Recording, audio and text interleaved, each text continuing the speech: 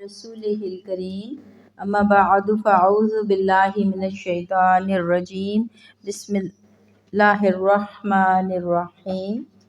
رب اشرح لي صدري ويسر لي أمري واحلل عقدة من لساني يفقهوا قولي رب زدني علما رب زدني علما رب زدني علما اللهم افتح علينا حکمتک وانشر علينا رحمتک یا ذا الجلال والاکرام۔ اللہ سبحانہ وتعالیٰ کی دی ہوئی طاقت اور توفیق سے آج ہم 7واں سپارہ شروع کرنے لگے ہیں۔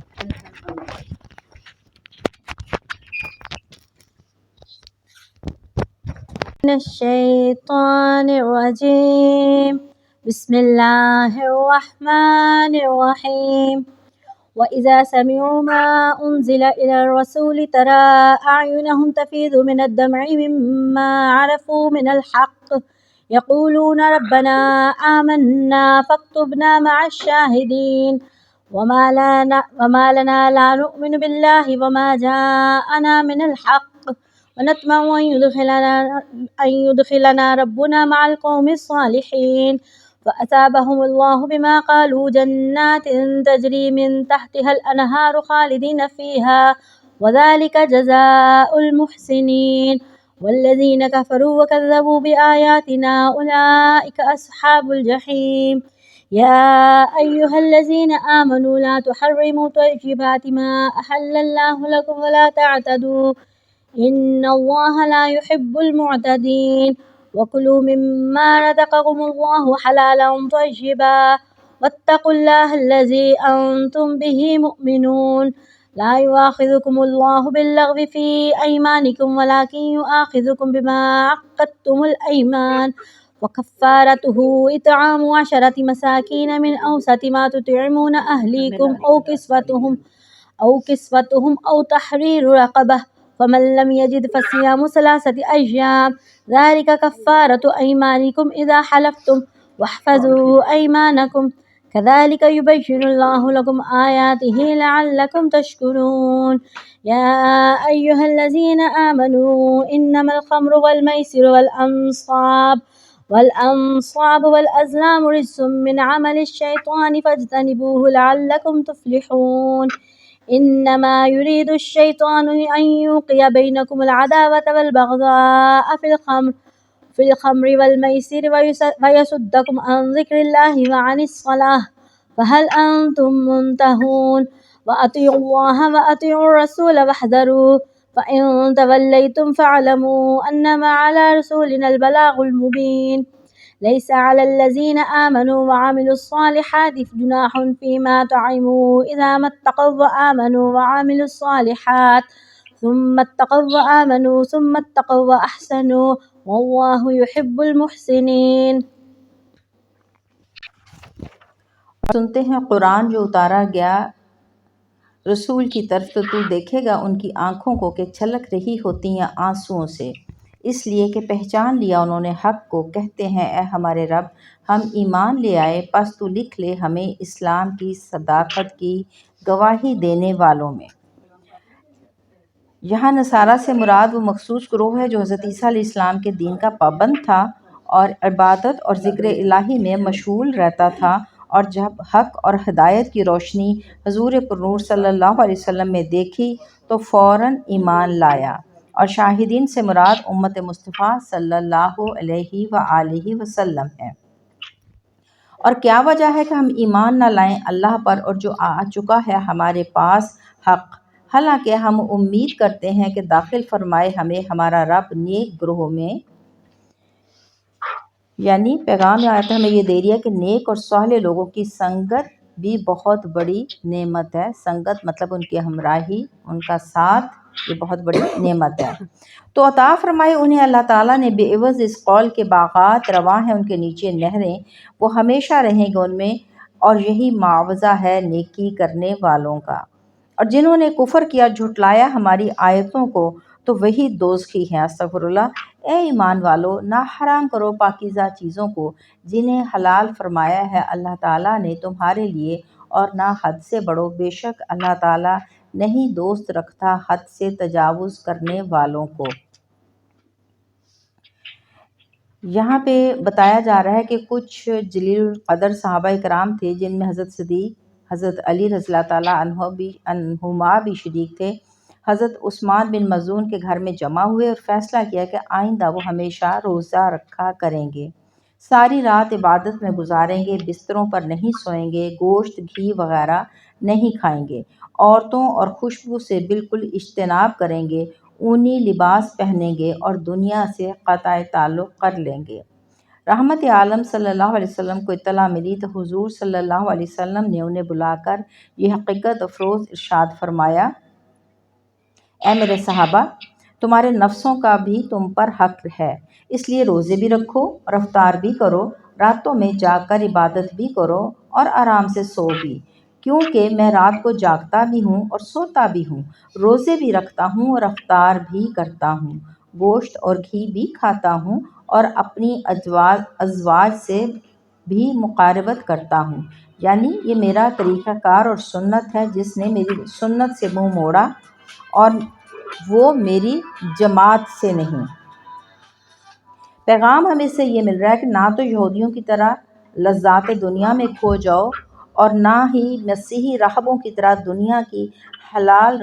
لذتوں کو اپنے اوپر حرام کر دو اور میانہ روی اختیار کرو، یہی دین اسلام کا ترائے امتیاز ہے، اور کھاؤ اس سے جو رزق دیا ہے تمہیں اللہ تعالیٰ نے حلال اور پاکیزہ،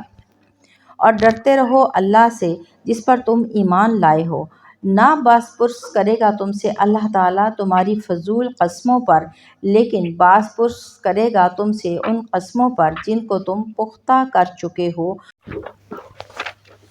سب ناپاک ہیں، شیطان کی کارستانیاں ہیں، سو بچو ان سے تاکہ تم فلاح پا جاؤ۔ عرب میں شراب کا رواج عام تھا، اس آیت میں اللہ تعالیٰ نے اسے قطعی حرام قرار دے دیا، لیکن حرمت کا حکم آہستہ آہستہ اور تدریجاً یعنی گریجولی نازل ہوا تاکہ لوگوں کو اس پر عمل کرنا آسان ہو جائے۔ چنانچہ سورہ بقرہ میں تو اتنے پر اکتفا کیا گیا، آیت نمبر 219 میں فیہما اسم کبیر و منافع للناس، ان دونوں میں بڑا گناہ ہے اور کچھ فائدے بھی ہیں لوگوں کے لیے۔ اس کے کچھ عرصہ بعد یہ آیت نازل ہوئی، سورۃ النساء آیت نمبر 42، لا تقربوا الصلاۃ وانتم سکارا، کہ نشہ کی حالت میں نماز نہ پڑھا کرو۔ اور یہ جو بھی ہم نے آیت پڑھی ہے، یہ آیت اس آخری حکم کا پیش خیمت تھی، کیونکہ اب جو ہے شراب کو قطعی حرام قرار دے دیا گیا۔ فرمایا جا رہا ہے جب آیات نازل ہوئی تھیں تو اگرچہ شراب کی حرمت کا صراحتاً ان میں ذکر نہ تھا، پہلی دونوں آیات میں واضح طور پہ ذکر نہیں تھا، لیکن کئی سلیم طبیعتوں نے اس وقت ہی شراب چھوڑ دی تھی۔ حضرت فاروق اعظم رضی اللہ تعالیٰ بارگاہ الہی میں اس کی قطعی حرمت کے لیے التجائیں کیا کرتے تھے، واضح حکم نہیں آیا تھا، لیکن حضرت فاروق اعظم جو تھے وہ التجا کیا کرتے تھے کہ اللہ پاک شراب کو حرام کر دے۔ اس دوران کچھ ایسے واقعات رونما ہوئے جس سے شراب پینے کے مفاسد اور نقصانات کا صحابہ کرام کو زیادہ سے زیادہ احساس ہونے لگا۔ جب ایمان پختہ ہو گئے، تعلیمات اسلامیہ قلب و روح کی گہرائیوں میں بس گئیں اور اللہ اور اس کے رسول کے ہر حکم کے سامنے سر تسلیم خم کرنے کی عادت فطرت بن گئی، تو یہ آیت کریمہ نازل ہوئی۔ اور پھر جب یہ آیت نازل ہوئی اور جیسے جیسے صحابہ کرام کو پتہ چلا، کسی کے اگر شراب کے مٹکے بھرے ہوئے تھے، کوئی پی رہا تھا، کچھ تھا،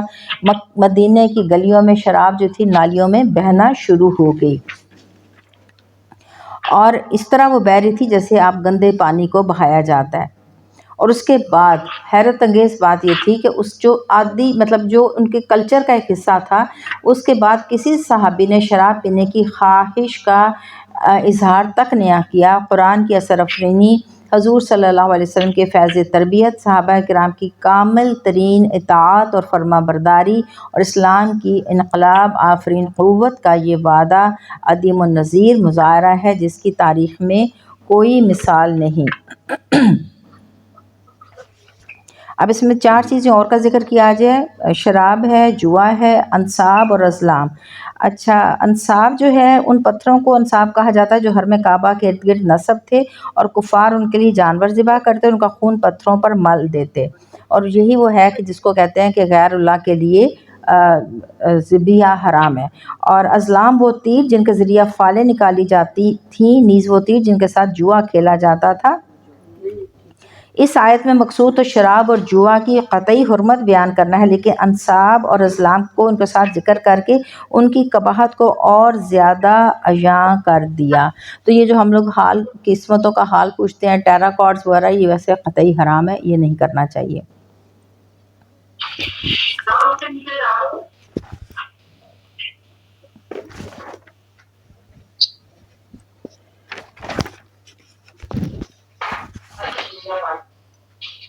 میں نے آیت کا پورا ترجمہ کر لیا تھا۔ یہی تو چاہتا ہے شیطان کہ ڈال دے تمہارے درمیان عداوت اور بغض شراب اور جوئے کے ذریعے، اور روک دے تمہیں یاد الہی سے اور نماز سے، تو کیا تم باز آنے والے ہو؟ اس آیت میں ہمیں پیغام یہ ملتا ہے کہ صرف نیک اعمال کرنا کامیابی نہیں ہوتی، بلکہ برے اعمال سے ہمیشہ بچنا بھی لازم ہے، کیونکہ تقویٰ کے 2 پر ہیں، ایک نیک اعمال کرنا، دوسرے برے اعمال سے بچنا، اور کوئی پرندہ ایک پر سے کبھی نہیں اڑتا۔ اور اطاعت کرو اللہ تعالیٰ کی، اور اطاعت کرو رسول کریم کی، اور محتاط رہو، اور اگر تم نے روگردانی کی تو خوب جان لو کہ ہمارے رسول کا فرض تو بس پہنچا دینا ہے کھول کر ہمارے احکام کو، نہیں ان لوگوں پر جو ایمان لائے اور نیک عمل کیے کوئی گناہ جو اس حکم سے پہلے وہ کھا پی چکے، جبکہ وہ پہلے بھی ڈرتے تھے اور ایمان رکھتے تھے اور نیک عمل کیا کرتے تھے، پھر ان احکام کے بعد بھی ڈرتے ہیں، اور جو اترا اس پر ایمان رکھتے ہیں، پھر بھی ڈرتے ہیں اور اچھے کام کرتے ہیں، اور اللہ محبت کرتا ہے اچھے کام کرنے والوں سے۔ جب شراب اور جوئے کی یہاں تک نہیں ہے، حرمت کے احکام نازل ہوئے تو بعض صحابہ نے عرض کی، یا رسول اللہ صلی اللہ علیہ وآلہ وسلم، ہمارے جو بھائی اس حکم سے پہلے انتقال کر گئے، مختلف جگہوں میں شہادت پائی، حالانکہ وہ شراب پیا کرتے تھے، ان کا کیا بنے گا؟ تو پھر یہ آیت کریمہ نازل ہوئی۔ یعنی فرمایا یہ جا رہا ہے کہ وہ صحابہ اکرام تقویٰ اور ایمان کی منزلیں طے کرتے کرتے جب مقام احسان پر فائز ہو گئے تو خداوند عالم کے محبوب ہو گئے۔ اب ان سے ایسی چیزوں کی پرسش نہ ہوگی جن کی حرمت کا حکم اس وقت تک نازل نہ ہوا تھا۔ الرحمن الرحیم يا أيها الذين آمنوا لا يبلونكم الله بشيء من الصيد تناله أيديكم ورماحكم ليعلم الله من يخافه بالغيب فمن اعتدى بعد ذلك فله عذاب أليم يا أيها الذين آمنوا لا تقتلوا الصيد وأنتم حرم ومن قتله منكم متعمدا فجزاء مثل ما قتل من النعم يحكم به ذوى عدل منكم هديا بالغ الكعبة أو كفارة طعام مساكين أو عدل ذلك صياما ليذوق وبال أمره عفى الله عما سلف ومن عاد فينتقم الله منه والله عزيز ذو انتقام أحل لكم صيد البحر وطعامه متاعا لكم وللسيارة وحرم عليكم صيد البر ما دمتم حرما واتقوا الله الذي إليه تحشرون جعل الله الكعبة البيت الحرام قياما للناس والشهر الحرام والهدي والقلائد ذلك لتعلموا أن الله يعلم ما في السماوات وما في الأرض وأن الله بكل شيء عليم اعلموا أن الله شديد العقاب وأن الله غفور رحيم ما على الرسول إلا البلاغ والله يعلم ما تبدون وما تكتمون قل لا يستوي الخبيث والطيب ولو أعجبك كثرة الخبيث فاتقوا الله يا أولي الألباب لعلكم تفلحون يا أيها الذين آمنوا لا تسألوا عن أشياء إن تبد لكم تسؤكم وإن تسألوا عنها حين ينزل القرآن تبد لكم عفى الله عنها والله غفور حليم قد سألها قوم من قبلكم ثم أصبحوا بها كافرين ما جعل الله من بحيرة ولا سائبة ولا وصيلة ولا حام ولكن الذين كفروا يفترون على الله الكذب وأكثرهم لا يعقلون وإذا قيل لهم تعالوا إلى ما أنزل الله وإلى الرسول قالوا حسبنا ما وجدنا عليه آباءنا أولو كان آباؤهم لا يعلمون شيئا ولا يهتدون يا أيها الذين آمنوا عليكم أنفسكم لا يضركم من ضل إذا اهتديتم إلى الله مرجعكم جميعا فينبئكم بما كنتم تعملون يا أيها الذين آمنوا شهادة بينكم إذا حضر أحدكم الموت حين الوصية اثنان ذوى عدل منكم أو آخران من غيركم إن أنتم ضربتم في الأرض فأصابتكم مصيبة الموت تحبسونهما من بعد الصلاة فيقسمان بالله إن ارتبتم لا نشتري به ثمنا ولو كان ذا قربى ولا نكتم شهادة الله إنا إذا لمن الآثمين فإن عثر على أنهما استحقا إثما فآخران يقومان مقامهما من الذين استحق عليهم الأوليان فيقسمان بالله لشهادتنا أحق من شهادتهما وما اعتدينا إنا إذا لمن الظالمين ذلك أدنى أن يأتوا بالشهادة على وجهها أو يخافوا أن ترد أيمان بعد أيمانهم واتقوا الله واسمعوا والله لا يهدي القوم الفاسقين.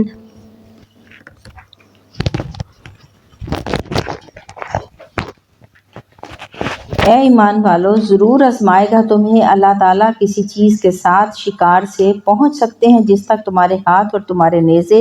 مفسرین کرام فرماتے ہیں اس میں رسیاں، جال، تیر، بندوق، شکاری کتے غرضے کے شکار کا ہر ذریعہ شامل ہے تاکہ پہچان کرا دے اللہ تعالیٰ اس کی جو ڈرتا ہے اس سے بن دیکھے، پس جو شخص حد سے بڑھے گا اس تنبیہ کے بعد تو اس کے لیے دردناک عذاب ہے۔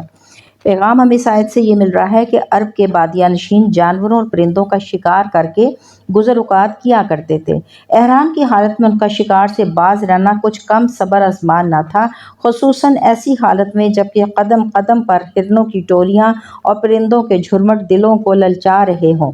اس کی حقیقت کسی شکاری سے پوچھیے جس کے سامنے سے ہرنوں اور نیل گاؤں کا غول گزر رہا ہے اور وہ انہیں آسانی سے نشانہ بھی بنا سکتا ہے، اور اس وقت اسے شکار کرنے سے روک دیا جائے تو اس کی کیا حالت ہوتی ہے۔ اس حکم سے مسلمانوں کا امتحان لیا جا رہا ہے کہ جب تک احرام باندھ لو تو کسی جانور یا پرندے کا شکار نہ کرو۔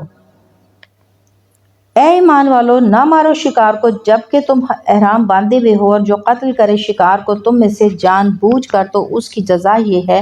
کہ اسی قسم کا جانور دے جو اس نے قتل کیا۔ فیصلہ کریں اس کا دو معتبر آدمی تم میں سے اس حال میں کہ یہ قربانی کعبہ میں پہنچنے والی ہو، یا کفارہ ادا کرے وہ یہ کہ چند مسکینوں کو کھانا دے دے یا اس کے برابر روزے رکھے تاکہ چکھے سزا اپنے کام کی۔ معاف فرما دیا اللہ تعالیٰ نے جو گزر چکا، اور جو اب پھر گیا تو انتقام لے گا اللہ تعالیٰ اس سے، اور اللہ تعالیٰ غالب ہے، بدلہ لینے والا۔ فرمایا جا رہا ہے کہ اگر کسی نے شکار پکڑ لیا تو اسے چھوڑ دے، اور اگر اسے مار ڈالا تو پھر اس کی سزا یہ ہے کہ اس طرح کا ایک جانور جس کی قیمت دو معتبر آدمیوں کو فیصلہ کے مطابق اس شکار کردہ جانور کے برابر ہو خریدے اور مکہ میں لا کر اسے ذبح کرے، یا اس جانور کی قیمت کا غلہ لے کر غریبوں میں تقسیم کر دے، یا جتنے غریبوں میں صدقہ فطر کی مقدار ہے وہ غلہ تقسیم ہو سکتا ہے یا پھر اتنے روزے رکھے۔ احناف کے نزدیک قیمت میں مماثلت کافی ہے، اور امام شافعی اور امام محمد کے نزدیک شکل و صورت اور قد و قامت میں بھی مماثلت ضروری ہے۔ لیکن استثناء یہ ہے اس آیت میں کہ حضور صلی اللہ علیہ وسلم نے سانپ، بچھو، چوہا، کوا اور چیل کو مارنے کی اجازت فرمائی ہے۔ حلال کیا گیا ہے تمہارے لیے دریائی شکار، اس کا کھانا، فائدہ اٹھاؤ تم اور دوسرے قافلے، اور حرام کیا گیا ہے تم پر خشکی کا شکار جب تک تم احرام باندھے ہوئے ہو، اور ڈرتے رہو اللہ سے جس کے پاس تم اکٹھے کیے جاؤ گے۔ بنایا ہے اللہ تعالیٰ نے کعبہ کو جو عزت والا گھر ہے، بقا کا باعث لوگوں کے لیے، نیز حرمت والے مہینوں کو اور حرم کی قربانی اور گلے میں پٹے پڑے ہوئے جانوروں کو، تاکہ تم خوب پہچان لو یقیناً اللہ جانتا ہے جو کچھ آسمانوں میں ہے اور جو کچھ زمین میں ہے، اور یقیناً اللہ تعالیٰ ہر چیز کو خوب جانتا ہے۔ اور حرمت والے مہینوں میں بھی لوگوں کے حفظ و بقا کا سبب ہیں، کیونکہ انہی 4 مہینوں میں تجارتی قافلے بے خوف و خطر ادھر ادھر جا سکتے تھے، لوگ مطمئن ہو کر اپنے مقاصد کے لیے دور دراز کے سفر کر سکتے تھے، خوف و ہراس کے بادل جو ہر وقت افق پر منڈلاتے رہتے تھے وہ بھی ان مہینوں میں چھٹ جاتے تھے، انہی دنوں میں لوگ حج و عمرہ کی سعادت سے بہرہ اندوز ہو سکتے تھے۔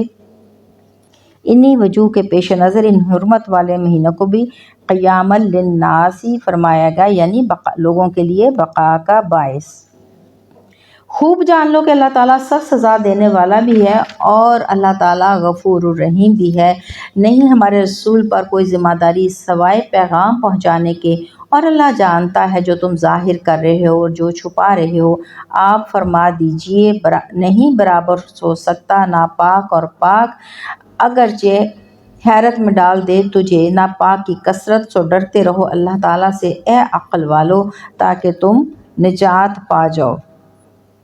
اللہ تعالیٰ اپنے محبوب صلی اللہ علیہ وسلم کو ارشاد فرماتا ہے کہ آپ اپنی امت کو بتا دیجئے کہ کفار کی جاہ و حشمت، مال و دولت اور تعداد کی کثرت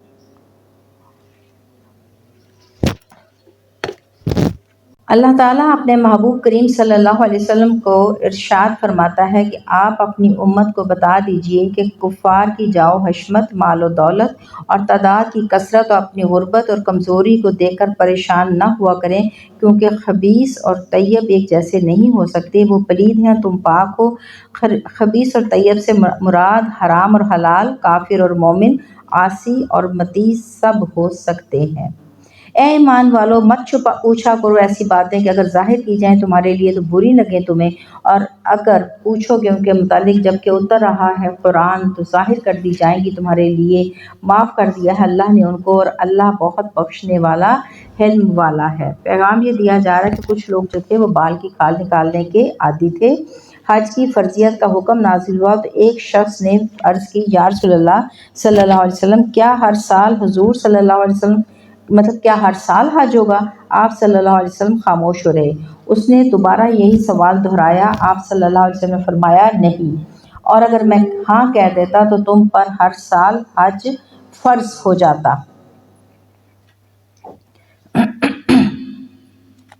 علیہ وسلم کا یہ بھی ارشاد گرامی ہمیں پیش نظر رکھنا چاہیے کہ اللہ تعالیٰ نے کچھ فرض مقرر کی ہیں، ان کو ضائع نہ کرو، بعض چیزوں کو حرام کر دیا ان کی پردہ داری نہ کرو، اور بعض حدیں مقرر کر دی ان کو مت توڑو، اور بعض چیزوں کے متعلق دانستہ سکوت فرمایا ہے ان کے متعلق بحث نہ کرو۔ نہیں مقرر کیا اللہ تعالیٰ نے بحیرہ اور نہ صائبہ اور نہ وسیلہ اور نہ حام، لیکن جنہوں نے کفر کیا وہ تہمت لگاتے ہیں اللہ تعالیٰ پر جھوٹی، اور اکثر ان میں سے کچھ سمجھتے ہی نہیں۔ اس آیت میں کفار کی ایسی مداخلت کا ذکر فرمایا جا رہا ہے کہ جن جانوروں کا گوشت اور دودھ اللہ تعالیٰ نے حلال کیا ان سے خدمت لینے اور ان پر سواری کرنے، بوجھ لادنے کی اجازت بخشی، یہ کفار اپنی من گھڑت تجویزوں سے ان کو اپنے اوپر حرام قرار دیتے ہیں، کہتے یہ ہیں کہ ہمیں اللہ تعالیٰ نے یہ حکم دیا ہے، حالانکہ یہ سراسر جھوٹ اور بہتان ہے۔ بحیرہ وہ اونٹنی جو 5 بچے جنتی اور آخری بچہ نر ہوتا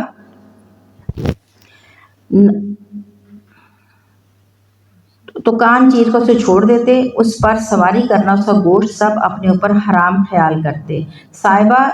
اس جانور کو کہتے ہیں کہ اگر کوئی آدمی سفر پر جاتا یا بیمار ہوتا تو وہ نظر مانتا کہ اگر میں خیریت سے گھر پہنچ گیا یا اس بیماری سے صحت یاب ہو گیا تو میری یہ اونٹنی صائبہ ہوگی، اور اس کا دودھ، گوشت اور اس پر سواری بھی بحیرہ کی طرح حرام تصور کرتے۔ وسیلہ ان کی بکری اگر بچی جنتی تو اسے اپنے لیے رکھ لیتے، اور بچہ جنتی تو ان کے بتوں کا ہوتا، اور اگر ایک شکم سے بچہ بچی دونوں جنتی تو پھر بھی بچی کو بچہ کے ساتھ ملا کر بتوں کی نظر کر دیتے۔ یہ بچی جو اپنے بھائی کے ساتھ مل کر بتوں کی نظر ہوتی اس کو وسیلہ کہتے۔ اور حام وہ اونٹ جس کی جفتی سے 10 بچے پیدا ہوتے، اس کی سواری وغیرہ بھی اپنے اوپر حرام قرار دیتے اور اسے حام کہا جاتا۔ یہ سارے جانور اپنے بتوں کے لیے نظر کرتے اور ان سے کسی قسم کا فائدہ اٹھانا اپنے اوپر حرام قرار دیتے، تو یہ نظریں رسوم بد تھیں۔ تو اللہ تعالیٰ نے فرمایا کہ ان کی نسبت میری طرف بالکل مت کرو اور منع فرما دیا۔ اور جب کہا جاتا انہیں کہ آؤ اسی طرف جو نازل کیا اللہ تعالیٰ نے، اور آؤ اس کے رسول کی طرف، کہتے ہیں کافی ہے ہمیں جس پر پایا ہم نے اپنے باپ دادا کو، اگرچہ ان کے باپ دادا کچھ بھی نہ جانتے ہوں، یعنی وہ باپ دادا جاہل و گمراہ ہی کیوں نہ ہو، ان کی وہ لازمی تقلید کرتے اور ایسی تقلید سے منع فرمایا گیا ہے، اور نہ ہدایت یافتہ ہوں، کیا پھر بھی وہ انہیں کی پیروی کریں گے؟ اے ایمان والو، تم پر اپنی جانوں کا فکر لازمی ہے، نہیں نقصان پہنچا سکے گا تمہیں جو گمراہ ہوا، جبکہ تم ہدایت یافتہ ہو، اللہ کی طرف ہی لوٹ کر جانا ہے تم سب نے، پھر وہ آگاہ کرے گا تمہیں جو تم اس دنیا میں کیا کرتے تھے۔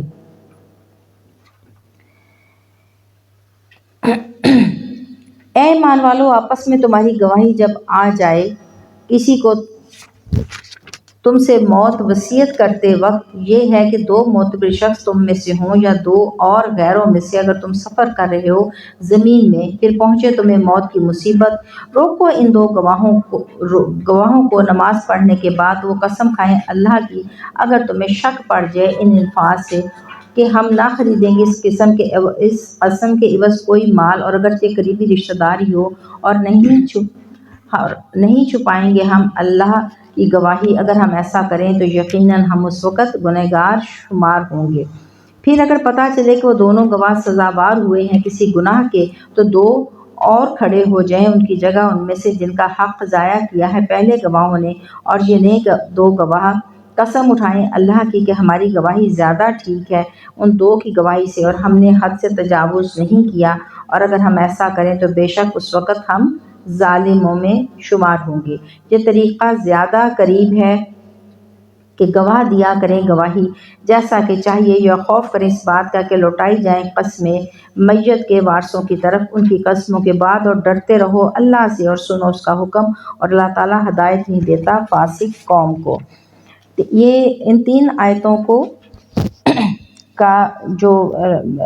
لب لباب یہ ہے، جو واقعہ ہے وہ یہ ہے ان تین آیات کا، کہ بدیل نامی ایک مسلمان دو عیسائیوں تمیم الداری اور عدی کے ہمراہ ملک شام میں تجارت کی غرض سے گئے۔ جب بدیل شام پہنچے تو اچانک بیمار ہو گئے، اور انہوں نے اپنے سامان کی فہرست لکھ کر سامان میں رکھ دی اور اپنے ساتھیوں کو اس کی اطلاع نہ دی۔ جب ان کی حالت نازک ہو گئی تو انہوں نے اپنے دونوں ساتھیوں کو بلا کر وصیت کی کہ میرا سامان میرے گھر پہنچا دینا۔ چنانچہ ان کا انتقال ہو گیا۔ تمیم اور عدی نے ان کا سامان سنبھالا، اس میں ایک چاندی کا پیالہ تھا جس پر سنہری نقش و نگار تھے، وہ ان کو پسند آیا اور اسے نکال لیا۔ مدینہ واپس پہنچ کر بدیل کا سامان گھر پہنچا دیا۔ گھر والوں کو سامان کی وہ فہرست مل گئی۔ جب سامان کو اس فہرست کے مطابق کیا گیا تو پیالہ مفقود تھا۔ ان سے دریافت کیا، انہوں نے بے خبری کا اظہار کیا۔ چنانچہ بارگاہ رسالت میں عرض کی کہ حضور صلی اللہ علیہ وسلم نے عصر کی نماز کے بعد ان دونوں کو بلایا اور ان سے قسم لی۔ وہاں بھی انہوں نے قسم اٹھا لی۔ کچھ عرصہ بعد وہ پیالہ مکہ کے ایک سونار کے پاس گیا۔ اس نے بتایا کہ میں نے تو یہ پیالہ تمیم اور عدی سے 1000 درہم میں خریدا ہے۔ چنانچہ پھر مقدمہ بارگاہ رسالت میں پیش ہوا۔ اس آیت کے مطابق اس دفعہ بدیل کے وارثوں سے قسم لی گئی کہ یہ پیالہ بدیل کا ہے، اس نے فروخت نہیں کیا بلکہ عدی اور تمیم نے خیانت کی ہے۔ چنانچہ ان دونوں کے خلاف فیصلہ صادر ہوا اور ان سے 1000 درہم لے کر بدیل کے وارثوں کو دیا گیا۔ اور فرمایا یہ جا رہا ہے کہ ظہر اور عصر کی نماز کے بعد بہتر ہے، کیونکہ اس وقت لوگوں کا اجتماع زیادہ ہوتا ہے۔ الرسل فيقولوا ماذا أجبتم قالوا لا علم لنا إنك أنت علام الغيوب إذ قال الله يا عيسى ابن مريم اذكر نعمتي عليك وعلى والدتك إذ أيدتك بروح القدس تكلم الناس في المهد وكهلا وإذ علمتك الكتاب والحكمة والتوراة والإنجيل وإذ تخلق من الطين كهيئة الطير بإذني فتنفخ فيها فتكون طيرا بإذني وتبرئ الأكمه والأبرص بإذني وإذ تخرج الموتى بإذني وإذ كففت بني إسرائيل عنك إذ جئتهم بالبينات فقال الذين كفروا منهم إن هذا إلا سحر مبين وإذ أوحيت إلى الحواريين أن آمنوا بي وبرسولي قالوا آمنا واشهد بأننا مسلمون إذ قال الحواريون يا عيسى ابن مريم هل يستطيع ربك أن ينزل علينا مائدة من السماء قال اتقوا الله إن كنتم مؤمنين قالوا نريد أن نأكل منها وتطمئن قلوبنا ونعلم أن قد صدقتنا ونكون عليها من الشاهدين قال عيسى ابن مريم اللهم ربنا أنزل علينا مائدة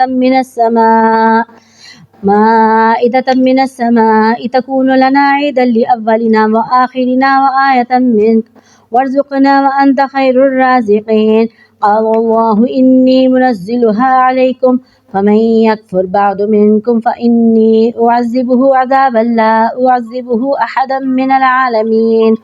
وإذ قال الله يا عيسى ابن مريم أأنت قلت للناس اتخذوني وأمي إلهين من دون الله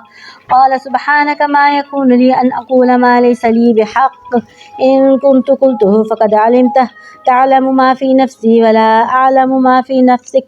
إنك أنت علام الغيوب ما قلت لهم إلا ما أمرتني به أن اعبدوا الله ربي وربكم وكنت عليهم شهيدا ما دمت فيهم فلما توفيتني كنت أنت الرقيب عليهم وأنت على كل شيء شهيد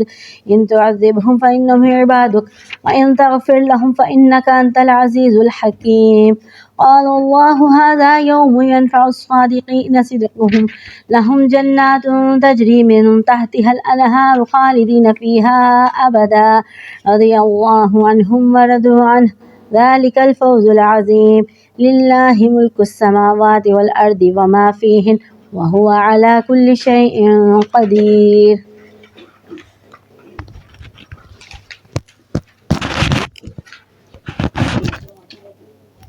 اللہ تعالیٰ تمام رسولوں کو، پھر پوچھے گا ان سے کیا جواب ملا تمہیں؟ عرض کریں گے کوئی علم نہیں ہمیں، بے شک تو ہی خوب جاننے والا ہے۔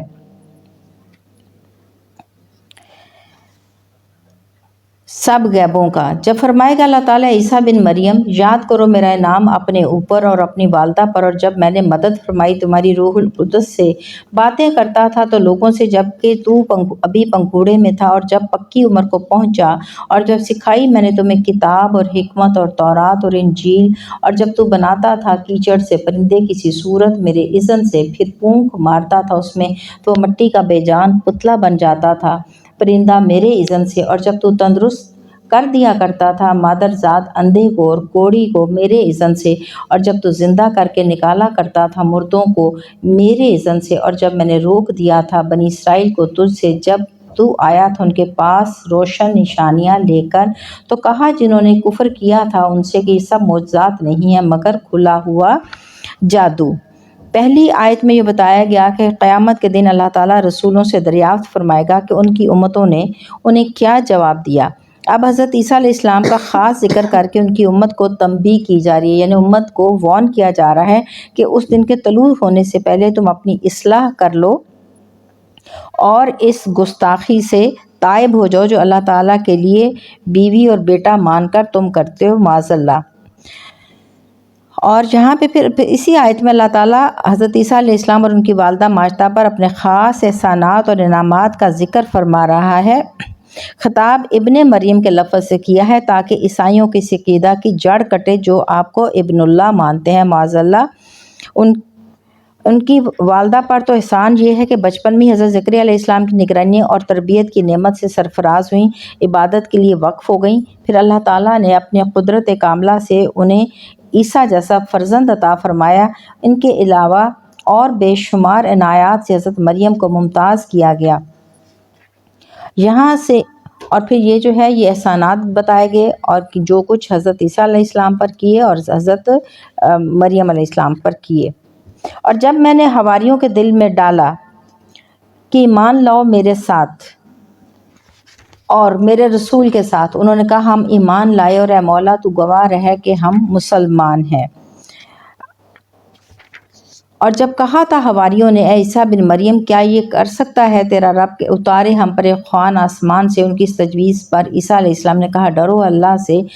اگر تم مومن ہو۔ اب یہاں پہ یہ جو ہے نا حواری جانثار دوستوں کو کہا جاتا تھا، یعنی وہ ان کے جانثار دوست تھے اور اطاعت گزار بھی تھے حضرت عیسیٰ علیہ السلام کے، تو ان کو حواری کہا جاتا تھا۔ مائدہ کا مطلب ہوتا ہے دسترخوان، تو پھر انہوں نے دسترخوان کی دعا کی کہ ہمارے لیے آسمان سے جو ہے نا ایسا دسترخوان دعا کیجیے آئے۔ اور عیسیٰ علیہ السلام کے ماننے والے جو تھے بنی اسرائیل کے چشم و چراغ تھے، نئی نئی تجویزیں پیش کرنا اور انہیں منوانا ان کا آبائی شعار تھا۔ حضرت عیسیٰ علیہ السلام ان کو فرماتے ہیں کہ چھوڑو ان حجت بازیوں کو اور اپنے آپ کو امتحان میں نہ ڈالو، ایسا نہ ہو کہ اپنے بڑوں کی طرح تم بھی شکر نعمت سے قاصر رہو اور اس سزا کے مستحق ٹھہرو جو ناشکروں کے لیے مقرر ہے۔